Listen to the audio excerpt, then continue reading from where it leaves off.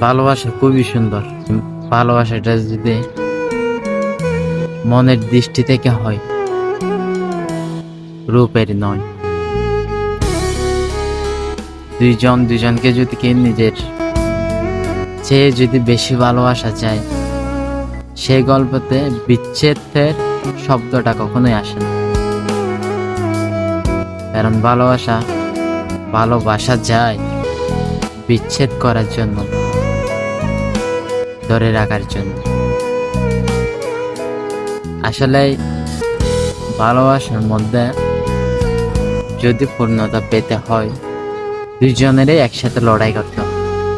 ভালোবাসার সম্পর্কটা যদি সুন্দর করতে চায়, দুইজনের মন মানসিকতা একই থাকতে হয়। তখন ভালোবাসাটাই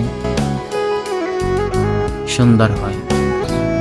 যে মানুষটা তোমাকে নিজের চেয়ে বেশি ভালোবাসে, সে মানুষটাকে আঁকড়ে রাখো, মন প্রাণ দিয়ে বুকে জড়িয়ে ধরে রাখো।